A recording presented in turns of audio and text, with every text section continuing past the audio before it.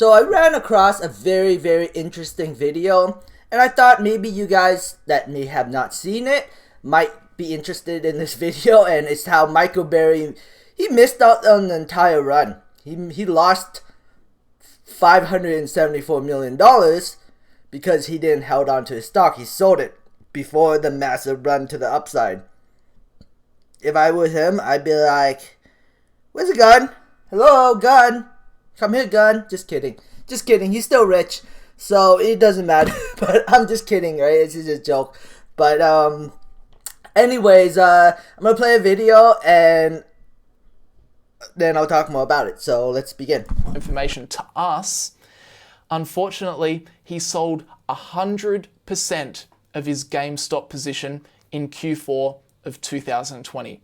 He sold the whole lot, his largest position in his portfolio. He sold all of it before this massive run-up even began. No, imagine how you'd feel. He must feel absolutely horrible, because just imagine if you had like $10,000 in a stock. It goes up like 50% or 100%. And you decide to sell. I mean, that's still a win. But imagine after you sell and you take your profits, then the stock launches up 1,500% further. You can't help but feel just terrible, like you've just missed out on the most brilliant opportunity of your entire life. Oh, and I mean, that would just be... and he's dealing with literally millions. Like, his position was $17.4 million, and it could have been worth $592 million. Oh, I feel so sorry for Michael Burry. It's such a missed opportunity.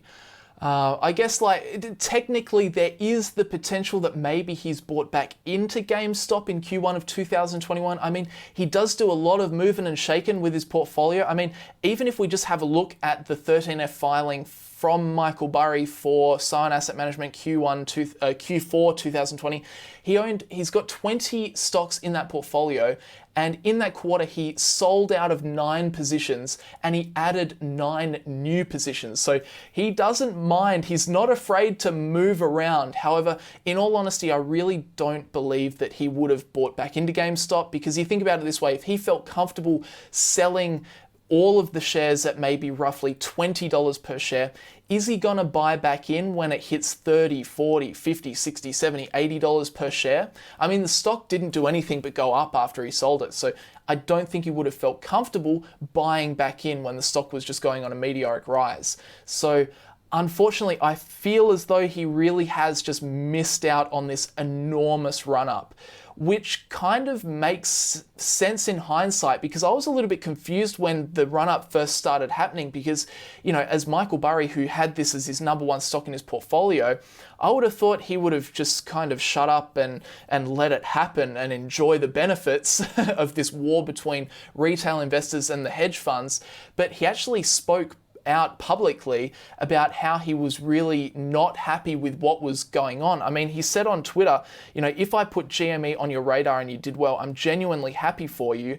However, what is going on now? There should be legal and regulatory repercussions. This is unnatural, insane, and dangerous. As I just said, you know, for someone that at the time we thought was just making millions and millions and millions of dollars every single day off of the events that were transpiring, you would have thought he would just stay out of it, just zip his mouth and just stay out of it and enjoy the benefits. But there you go. Now it makes sense why he spoke out and why he was speaking out negatively against the whole situation. But overall, I mean, man, it's just such a missed opportunity for Michael Burry. However, really, if this happened to you, this exact situation, really, you shouldn't be too unhappy, because remember, at the end of the day, he's probably at least tripled his money in the space of like 12 months, which is still a phenomenal investment. I mean, when he bought his original 3 million shares in Q3 2019, the stock was between $3.50 and $5.50.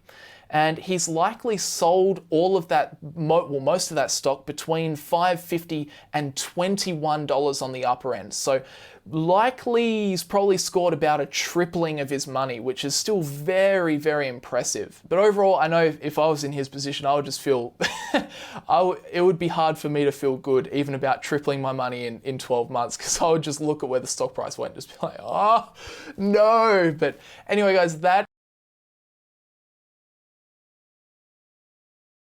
yeah, that is crazy. Like, everyone thinks Michael Burry's a genius. And after that, I'm just like, I don't know. He should have just took some profit and kept some in, you know? But nope, he sold out everything. And like, if I was him, I'd kick myself. I'd totally kick myself. I made off like a bandit. I made a lot of money off GameStop, but he did? I don't know. So, Roaring Kitty. Roaring Kitty, you know, he came back and he threw a bunch of money into GameStop again. $2 million. He bought another 50,000 shares. So Keith Guild now has over 100,000 shares in GameStop. So where did that money come from? I think the money came from him selling his call options on GameStop. At, you know, I think he bought like call options at $12. So it probably net him like a few $1,000,000. And then he used $2 million of that to buy more GameStop stock at $40. I think he's doing this to take heat off himself. He's like, say, I believe in the company, and I'm going to put my money where my mouth is, and I'm going to put more money into the stock because I believe that it still has room to move to the upside. If we look at the market cap of GameStop, it's only $2.83 billion. Think about, I don't know, Lucid Motors, which make zero revenue right now, and they are valued at $60 billion. So, I mean, he could be a genius. He could, you know, retail investors could come back and pump this stock to the moon. I don't know. At the end of the day, we'll see though. I mean, I have a zero position in this company. Maybe I'll make a small position, you know, just as a gambling play for the price to move up higher. But I'm not gonna be like, oh, I'm gonna put in like a lot of my wealth into GameStop. I'm not that much of a gambler. I like to buy low, sell high. This stock is, I guess it's still kind of, I don't know. I mean, if it went to $20, I'd totally buy in the stock again, but will it go down to $20? I have no idea. It could not. Only time will tell. So, I'm hoping that, you know, Keith Guilds continues with his YouTube channel and talks more about different stocks, and I'm hoping he mentions TAT. I'm hoping he talks about TAT. TAT, baby. Because it's on his notepad, right? So, you know, maybe he will talk about TAT, and TAT will go up higher, and it will bring in a lot more users, because there's a lot of eyes following Keith Guild, and if he mentions TAT, the sales of TAT cigarettes will go through the roof. And not only that will go through the roof, the stock will go through the roof. So, cross my fingers and hope that that's going to be the scenario sometime in the future. But it would be awesome if it is, because I'm a big shareholder in TAT. It's actually my biggest position at the moment in my portfolio. So, anyways, thanks for watching, guys. I hope you enjoyed this video. Subscribe for future updates and have a great day. Bye.